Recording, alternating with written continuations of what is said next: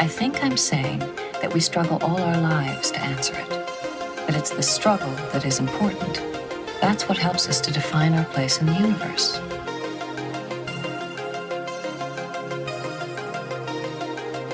This is Beverly, Dr. Beverly, Dr. Beverly Crusher.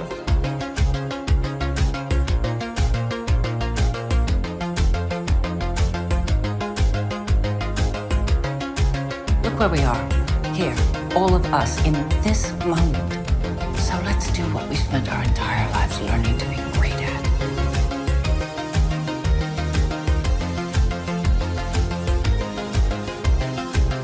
And this is Crusher Convo. And welcome to Crusher Convo, where we're crushing the conversation one episode at a time. Ensign Riggs lives as I sit down with actress and airless Olivia Youngers. Welcome, Olivia. Hi, hello. So first off, how is Toby? Toby is fantastic. Toby is currently taking a little nap on the couch. I made sure to take her to the dog park before this, so that way she would be nice and tired. Perfect. I wish I could have done that with my cats, because they were probably sleeping while I was at work. Everyone I know who goes to I go to this very bougie dog park in LA, and everyone's like, God, I wish something like this existed for cats, but they'd all fight each other. And I'm like, yeah, I know. They would. Yeah, I know. And cats just know how to like sleep when you don't want them to sleep, and then be awake when you want them to be asleep. Right. Like exactly. toddlers. Precisely. But I do want to, start off from the beginning. I know you're a huge nerd, and I know you grew up with Star Trek, like you love Star Trek. So tell me, like, where it all began. How did you fall in love with Star Trek, or even just any genre in the nerd fandom?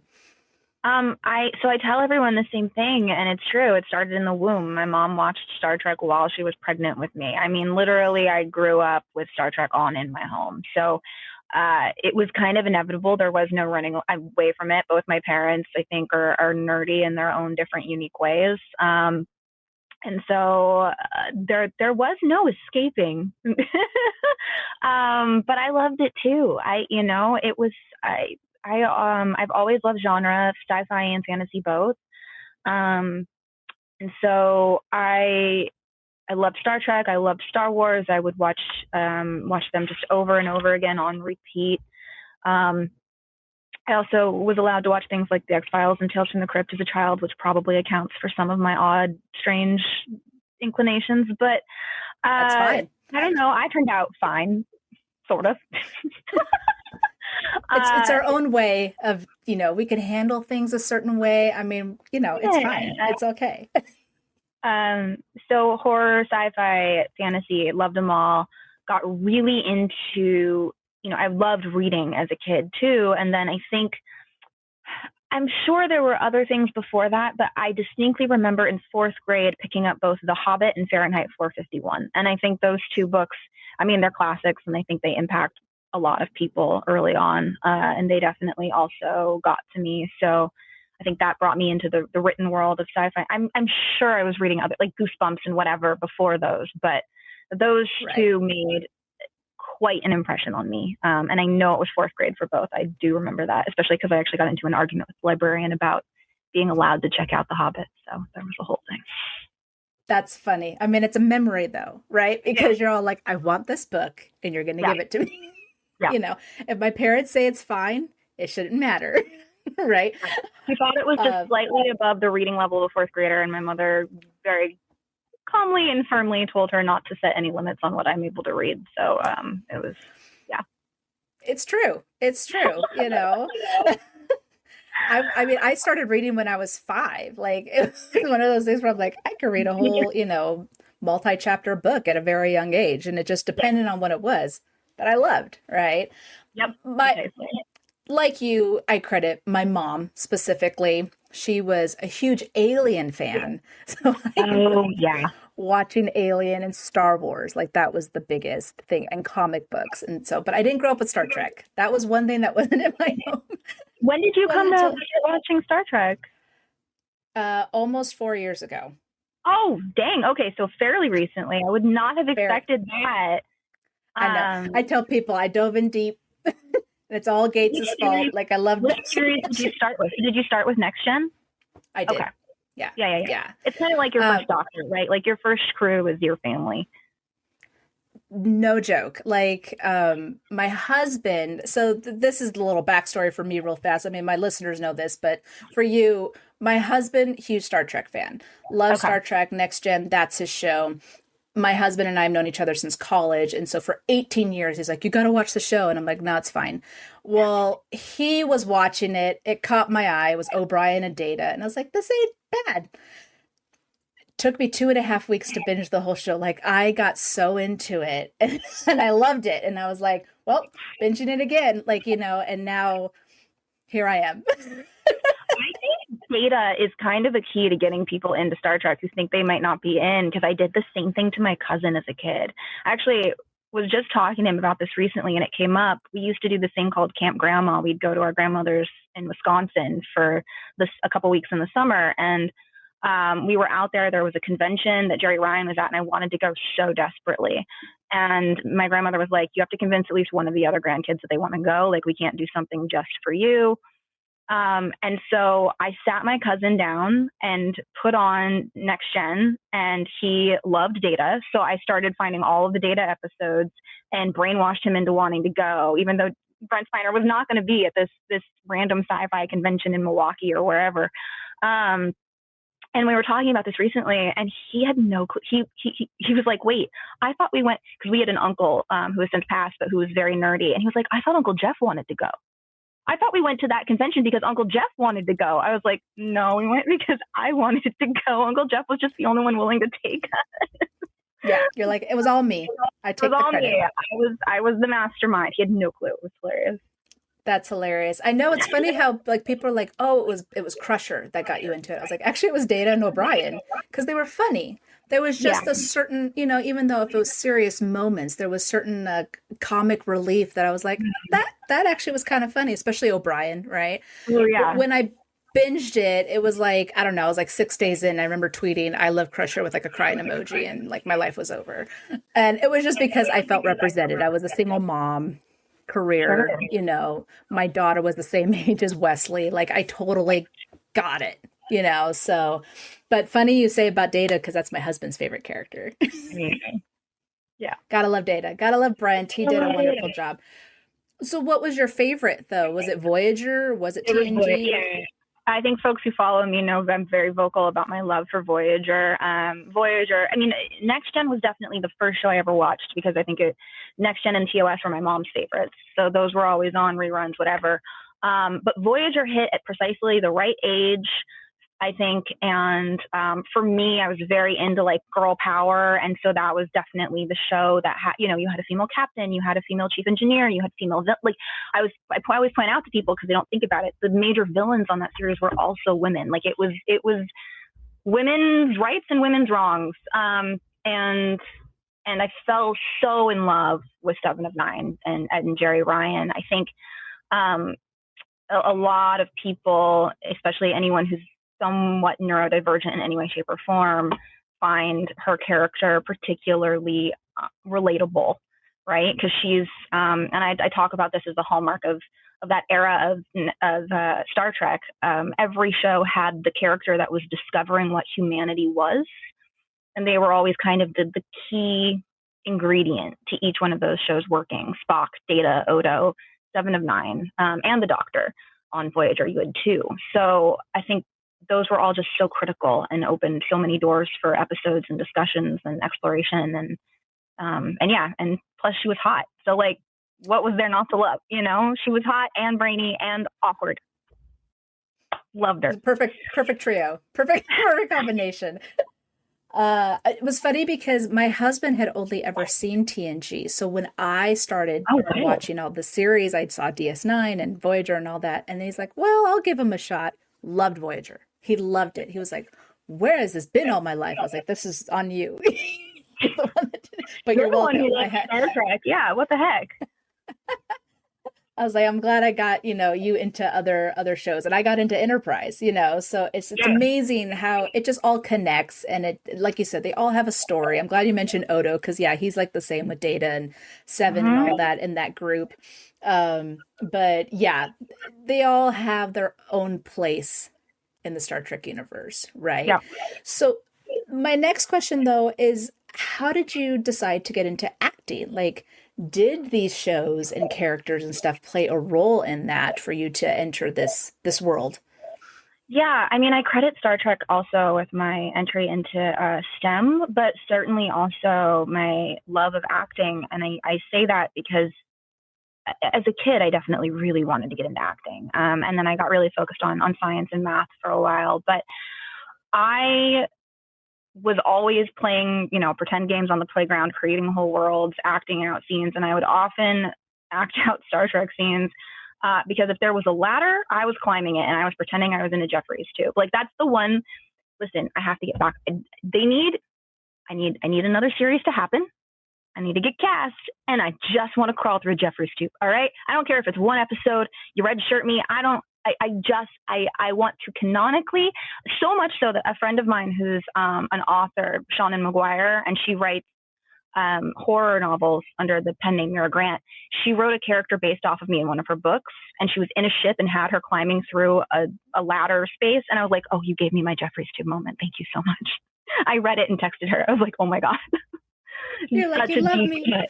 It was such a deep cut moment in that book just for me, but I loved it. I mean, you could be like Ensign Riggs' great grandmother on the Enterprise, right? Like you could be helping Scotty. I'll do whatever. You redshirt. Yeah, you can put me in prosthetics. I'm cool with that. I'd love to do anything. I don't have to play a human. I'll do anything. So, and Star Trek has a long legacy of actors they bring back in numerous roles. So, yeah. I'm just putting it out there to whoever hears this someday, and they're like, "Oh, let's bring back Olivia Youngers and throw her in some Orion makeup, or create a whole new species." I don't care, a species that we haven't seen yet. Sure.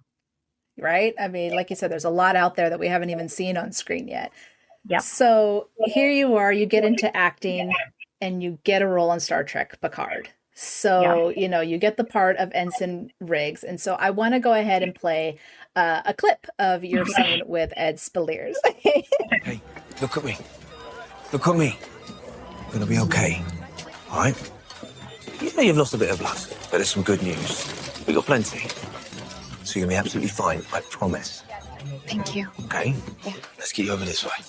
Okay, so drop the tea. How was it being on set, playing with this, these characters, and of course, just being around these amazing actors, including Jerry Ryan? So, okay, so I was a mess day one. I was so scared that I was going. First of all, I'm bottom of the call sheet, right? Like bottom of the call sheet. So I have the earliest. The way it works is top of the call sheet, latest call time. Bottom of the call sheet, earliest call time. So I'm supposed to be there at like 6 something in the morning. I think I'd have to go back and check.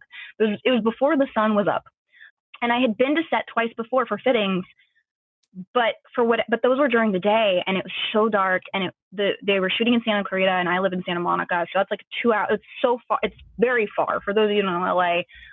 Short drive with traffic, very far. That time of day should be pretty fast. But I was so panicked about being late that I left super early just to make sure. And I still managed to get lost because it was dark out, and where the studio is, the streets are all twisty and the names aren't quite right. And GPS had me going weird. So I'm panicking. And all I can think is, oh my God, I'm going to be late to set, and I'm going to throw up on John Frakes because he was directing the episode. And I was my only thought in my head was, do not throw up on Frakes. Like, if you don't do that, it's a success. Yeah, perfect.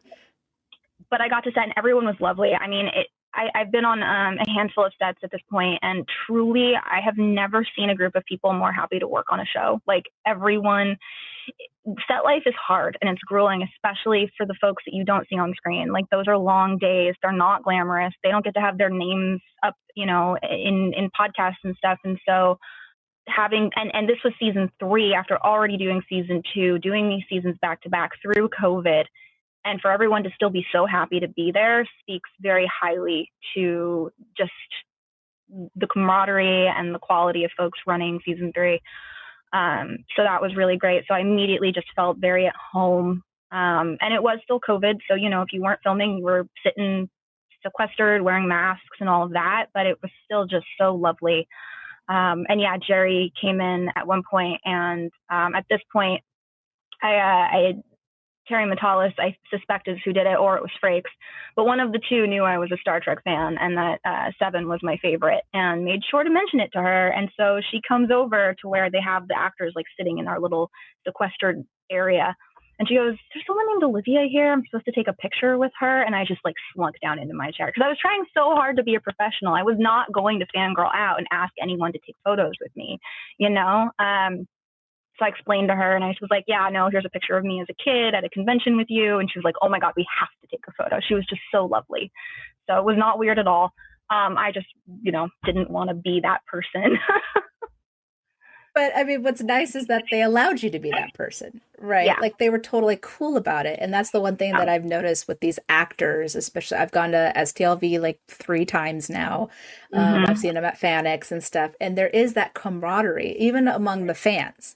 Yep. I've never, ever been a part of a fandom that is just so, I mean, we're not perfect, but there is a very wholesome, compassionate kindness to it where, I feel like, and I know I have become a better person because of it. Oh, that's really lovely. I think in the sense, like, I grew up in a very like conservative home, Christian, things like that. And so it was like these, got to follow this and stuff like that. And so I was like, oh, okay.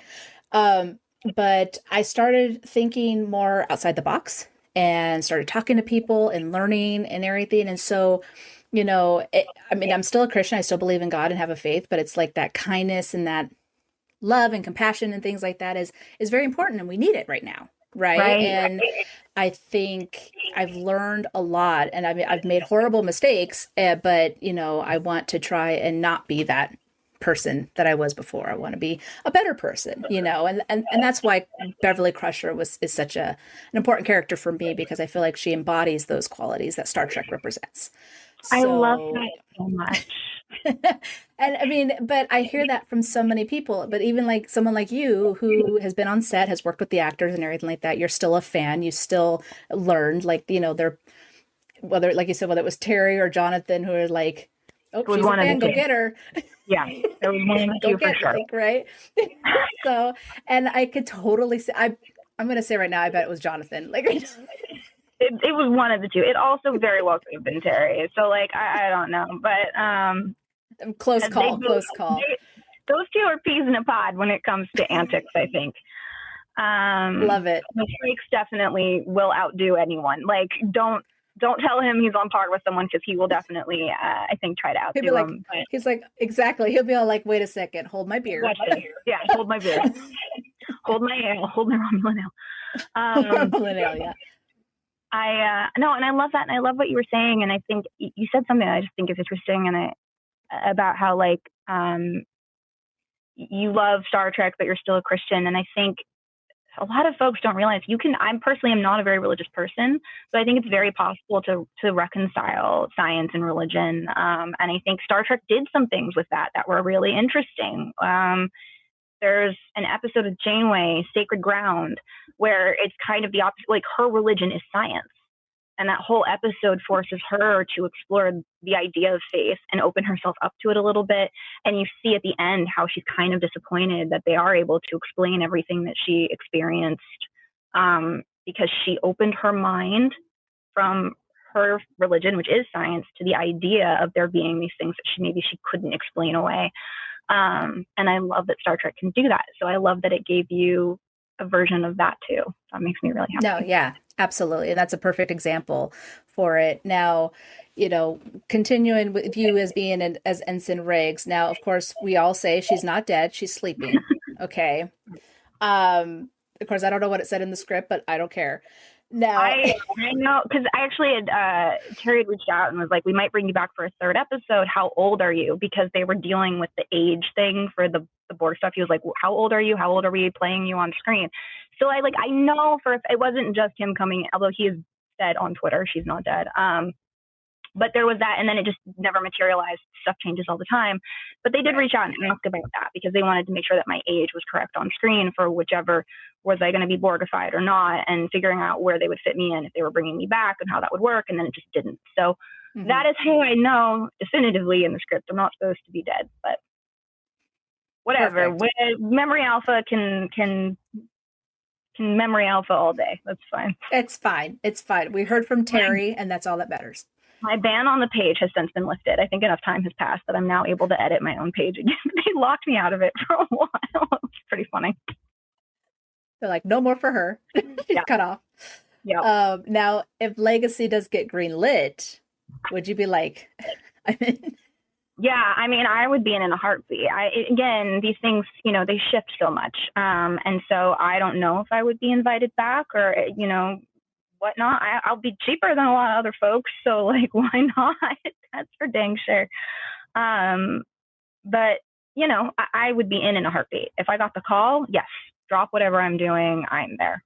Unless, I'm in Marvel or something crazier, where it's like payday might be a little bit better. But, like, my heart is fully with Star Trek. If all I did was Star Trek for the rest of my life, I would be happy. Nice. Now, is there any other genre or show or anything like that you would like to be in? Well, like I said, I mean, Marvel has been a dream for a long time. Folks know I'm a huge fan of Emma Frost, and so that would just be a dream role for me to play. And then I have been having a lot of fun exploring villains and playing kind of these like darker or more complicated characters. I'm obsessed with the Bear. I mean, who isn't? And also Andor. Like if we created something in the Star Wars universe of a similar vein to Andor, I think these are pretty obvious low-hanging fruit answers of shows that pretty much any actor would love to be a part of. But the team's working on those, whatever they do next, I would love to get involved on those projects as well. I love horror as a genre. There's so much. I have the problem of wanting to do everything, which is reflected in my life and why I'm always so tired. Now, would you do voiceover work? Like, I'm a huge, like, I love Marvel too. X-Men 97, I'm into right now. Like, would that be interesting to you? Yes, actually, I did. I can't say for what, but I did have my first taste of doing voice acting for animation fairly recently. And actually, earlier today, I was doing some self-tapes for animation stuff. So I've been exploring voice. It's been a lot of fun. It's very freeing. And voice acting, you start to feel kind of goofy because you're really allowing yourself to let go with some of these roles, which is a lot of fun, and some of them are not. It is still acting. The one bit of coaching that has been consistent in every acting class I've ever taken, regardless of medium, is 2-word advice: be specific. Those two words are some of the most, like every actor is going to hear that over and over again. When everything you're doing, any thought you're having, anything you're saying, like every line, be specific. You're not just saying the words. Why are you saying them? If there's a person, how do you feel about that person? Like, you should have all of that in your head. And it's the same advice for on-screen live action and same advice for animation. So that just recently came up, so it's at the top of my head. Oh, nice. That's actually really good advice, even in life. Yeah. Right. Like, be specific, even in my job, I'm a housekeeping manager. So it's very important to be specific in certain things when you're taking care of them. You thanked me for reminding people to tip hotel staff at conventions. Tip your hotel staff at conventions, folks, and do it every single day. Don't wait until the last day, because it's different staff doing the turnover every day. They're working really hard. There's 5 bodies crammed into a room meant for one. Tip them, please. Sorry, that's like a thing that's been ingrained in me. No, it was so funny when I had mentioned that, because people didn't think about tipping on stayovers. And I was like, no, because it's different staff. They have different rooms or floors, or even they might have the day off. And everyone was like, oh, I didn't realize that. So you're welcome. No, I appreciate it. As someone who's been going to San Diego Comic-Con for a very long time, we won't say how many years, that's something that is very important to me, because I see how hard those hotels, we have piled 8 people in a room before when you're not supposed to, and that's a lot of towels and a lot of mess. So just saying, it is a very thankless job for sure. So I try to thank my workers as much as possible. I'll be all like, I appreciate you guys, I'll buy them lunch. Sometimes I'll be like, let's all have some food, like let's do some food today. You guys are doing hard work. But now, if anyone isn't following you on Instagram, which I think is absolutely silly, you are an amazing dancer Thank and you. aerialist. Okay, which I've loved dance since I was a kid. Unfortunately, I have a lot of chronic pain and back problems and stuff like that, so I can't dance myself. But I've always been into ballroom dancing, or even just like being an aerialist and all that stuff. So I'm always loving your videos, and I remember telling you at STLV though. But as a mom, some sometimes I'm watching, I'm like, oh my gosh, I can't. What? Like my anxiety like hits the roof, especially because you love playing with fire. You're Yeah. on the poles, chains, rope. Like you are exploring all of it. And I wanted to show a quick clip of one of your videos that you had posted because I think this was it was a spring Oh yeah, that you were trying out. Yeah. love So so much. I mean, it's beautiful. It's a form of art. And so how did you get into this? Like this is just like it's a talent. Like rare talent. It's amazing. I mean, just like in the sense of the strength you have to have of holding but looking so effortless. So Yeah. So thank you. I tell everyone, I know a lot of people, and usually mostly women, but a lot of people will come to me and say, hey, I'm really interested in getting into pole dance or aerial, but I don't think I'm strong enough. And I let them all know, first of all, I was the kid who was failing PE. I didn't run the mile in school. My mom, it's always my mom fighting with teachers. Once yelled at a PE teacher, I think in like 5th grade, and she was like, "Look, my daughter's never going to be an Olympian. Like, just back off, whatever." She's very studious. She's not a jock, and it's hilarious because now I'm a massive jock as an adult. So it turns out my mom was wrong. But at the time, I was a kid with a lot of chronic illnesses, so I built all of my strength by doing aerial work, and I got into it. Actually, I started with pole dancing. I similarly loved ballroom dancing and partner dancing. I was, in swing dance club in high school, and but those were always challenging to really develop the skill sets because you need a partner to practice. And but I always loved dance. And then when I decided I was going to move to LA and finally actually pursue acting actively, I have a lot of, and I talk about this pretty openly, a lot of body dysmorphia issues. I've been very uncomfortable with my body throughout my life. My weight's fluctuated. I, just always felt gangly. And because I was so sickly as a kid, I never felt like I was in good physical shape. And the idea of being perceived freaked me out, which is kind of a problem if you want to also be acting. Like I wanted to act so badly and I loved doing it, but I also, watching tapes back, would just get hung up on criticizing my own body and form and why am I doing this with my hand? Like you just get hung up on this weird stuff. So in typical me fashion, I always like to confront anything I'm afraid of head on. And I was like, well, I'm going to put myself in one of the most awkward places I can think of, which is a pole dancing class, because that's the most body focused thing you can do.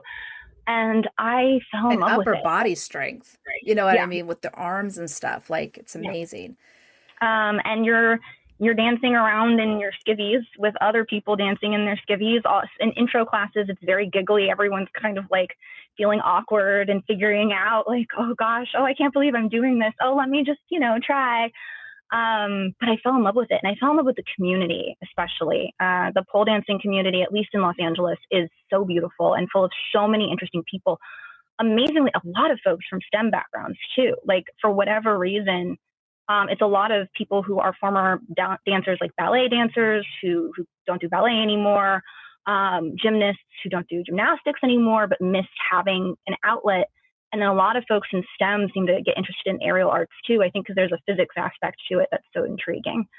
So I started with pole dance, fell in love with it, felt so empowered, started to develop a very different relationship to my body, which led to modeling and made me so much more comfortable. So much more comfortable, not aware, but comfortable.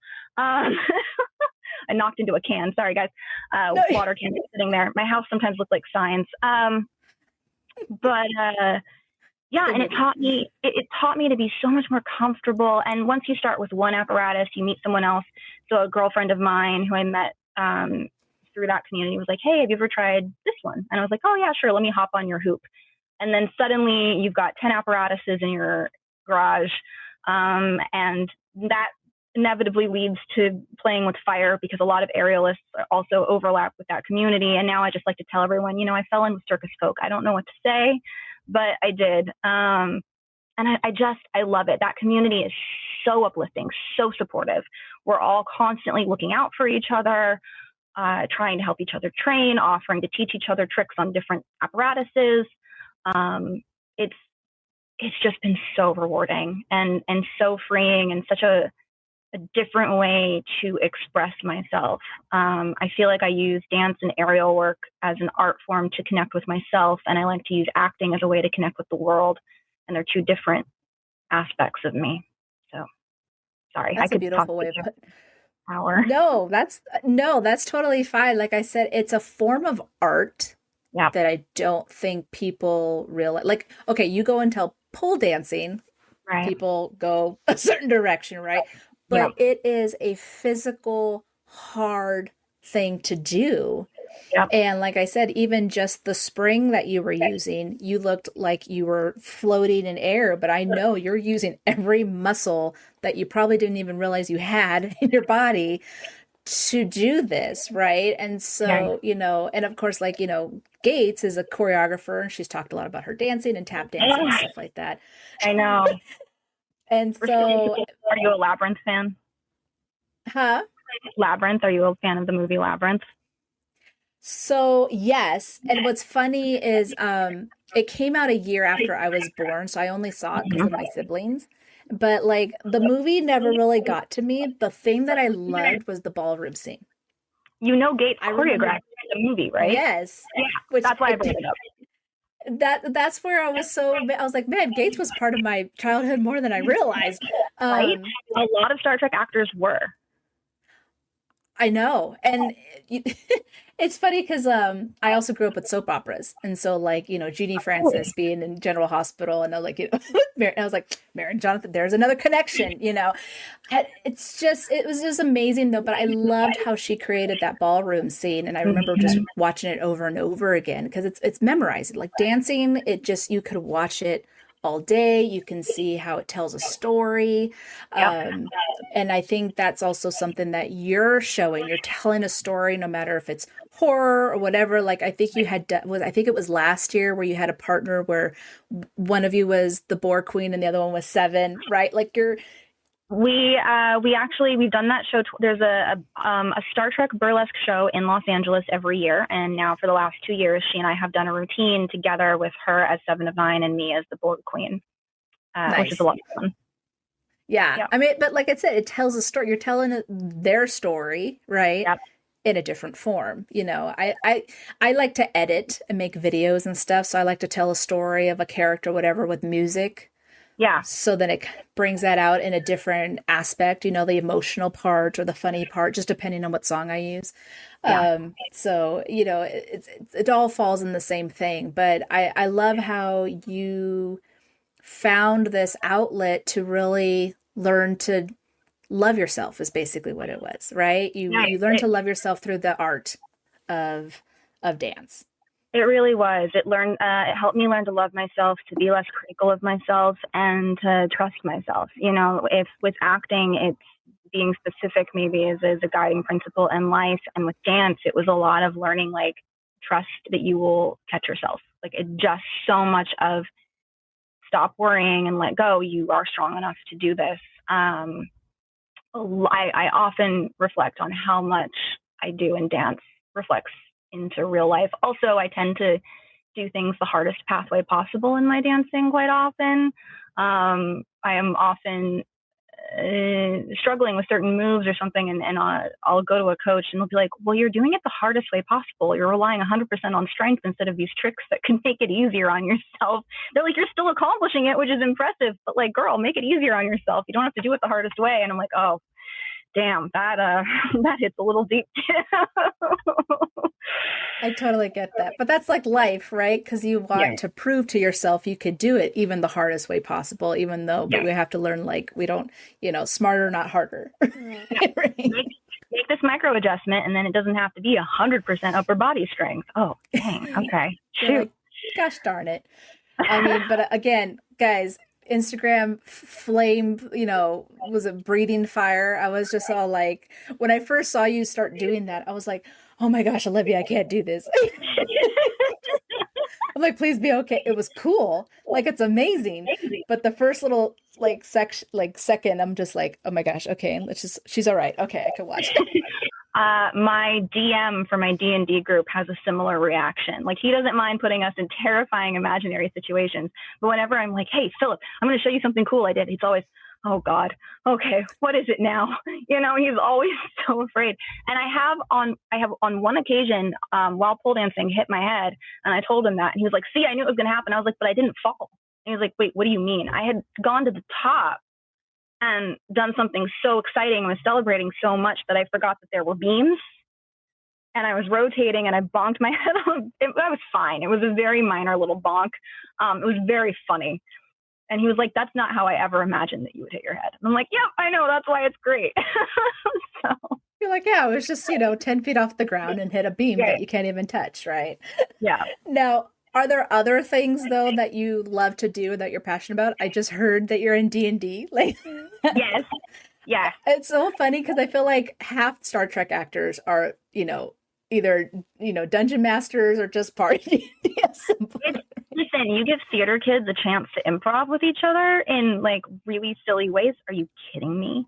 I think the D&D world is very segmented. You've either got folks who are very into the rule-based, aspect of playing and combat, or you've got the theater nerds who also are sci-fi fantasy geeks. And where those overlap, you get those of us who love to go to Ren Fair and love to play D&D and do all these things because it's really just another excuse to act. It's just another character and a persona to put on and have fun and play. And so I love doing that. So yeah, I love D&D. I love my D&D group.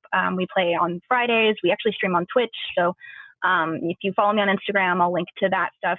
We took a fairly long hiatus, but we're back at it.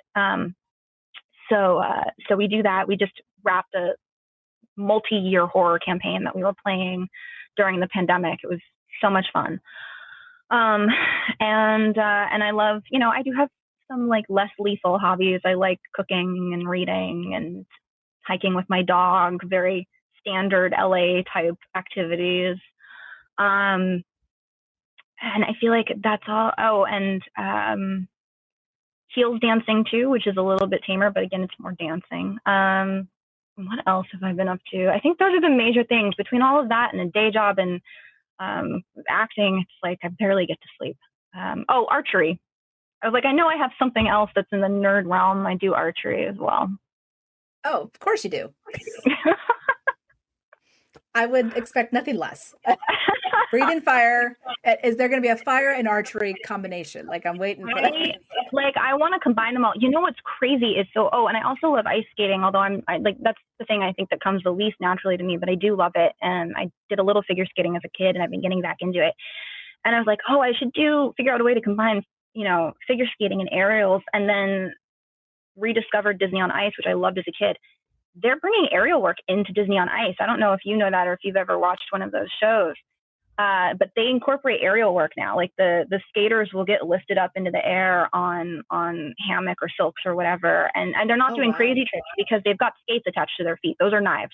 But they are incorporating the two, which I think is so cool. So it would be a dream someday to get to do that just once for fun. But that's also kind of terrifying because falling and hitting your head on ice is really scary. Or just like you said, the blades, knives. Yeah, you got knives on your feet and hard water below you. But yeah, those are the things that I keep busy with most of the time these days. I'm trying to travel more. It's hard to get a chance to do that. Although my brother and I are talking about taking a trip together, which will be the first time we've ever done that. So that'll be fun. But yeah, and then, sleeping when I can find the time. I was going to say sleep is somewhere in there. Right? Yeah. You do your best, but no, I think the last time like my daughter saw Disney on Ice, it was like 10 years ago, and yeah, they definitely were doing aerial work. Google it now. There's some cool stuff that they're doing. It's really neat. I feel like, and I don't know if you agree with this or not, but like I'm a huge Pink fan. Okay. Yeah. So, oh my God. And I think her bringing that into her shows really just like pushed Ariel, Aerialist and work and all that stuff, just being like, this is its own thing. Like, this is hard and it's great and it's beautiful and it's a different type of show. I can't imagine doing all of that and being able to sustain breath work for singing live. Pink is truly, I think, one of the greatest athletes alive, and people don't realize that. But being able to do both of those things is insane. I think similarly, Cynthia Erivo recently, I didn't actually get a chance to watch it, but they filmed her singing one of the, I'm assuming, Defying Gravity for Wicked, and they had lifted her up into the air and she was holding the note. And it's like, that is so crazy. To be able to do that is wild. Yeah. Because it's pushing against your diaphragm, right? Like, you don't have the ground below you to stabilize yourself. So you are having to stabilize yourself in the air while pushing it. Like, the mind reels. I can't even, when you hear me talking while I'm up in the air, it sounds so pained. It's like, I'll have training clips and I'll hear it and I'm like, oh God, so I don't know how they do it. So hats off to some of the greatest athletes in the world. Right. For sure. Oh my gosh. Well, Olivia, I could talk to you all day. This was so much fun. I mean, and it was a pleasure to meet you at STLV. I loved how you were giving away that little Murph for, donations to, explain of what your donation was to again. Yes, it was for, so I raised, when I was at Trek Las Vegas, I decided to bring the limited edition Murph plush from New York Comic Con with me and raffle it off in order to raise money for the La Esperanza Foundation in Los Angeles. They're providing critical legal aid to families here affected by the ICE raids, because LA, as you know, especially at that time, we were getting hit really hard, and there were protests going on every weekend, and leaving town away from the protests to be at the convention, as lovely as that was, I wanted to find a way to still be doing something and being and get involved. So I was like, while I'm here, I have all these collectibles, let me raffle one off. And folks seem to like that. So, certainly if I'm ever back at Trek Vegas in the future, I'll probably try to do it again because it was a lot of fun. And it, folks maybe didn't want to buy an autograph, but certainly $5 for a raffle ticket for something cool towards a good cause, which gave me a chance to meet more people, which was, great for me too. So, and I have a lot of collectibles. Well, that's perfect. I mean, one thing that I have noticed is that the Star Trek community comes together when we need it the most, right? Like we do the Pan Cam every year, or Todd was with the Pabla Foundation. It's just all those. That charity, speaking of Star Trek actors in D&D, and then using that to also raise money. I love that. Yeah, it's brilliant. Or even the Hollywood Food Coalition with John Billingsley. Yep. Like, there's just amazing organizations out there. And so it's really great to, utilize this community to do, to do good in the world, right? Because like I said, we definitely need it. But anyways, thank you so much. And guys, follow her on Instagram. She's also on Blue Sky. Are you still on X? I wasn't sure if are you. I left X, formerly known as Twitter. It became just so toxic. I actually didn't intend to close down my account for good, but I forgot to reactivate it in time. And I was like, okay, well, you know what? Probably for the best. It just had gotten so toxic. So yeah, Threads, Blue Sky, and Instagram are probably the places where you'll find me the most. I may eventually try to start up a TikTok account again. I don't know, or I'll go wherever the kids are going next. I don't know what that is. I know. It's everywhere. It's everywhere. I feel like the push is to get off social media, which, yes, please. That would be nice. I know for sure. I don't have a Twitter account either, just because I left a long time ago. So I never know. I'm like, are you guys still on it? I don't know because I'm not there. Yeah. But anyways, guys, thank you so much, Olivia. Thank you for watching. And as always, live long and prosper. Thank you so much. Bye. Pressure out.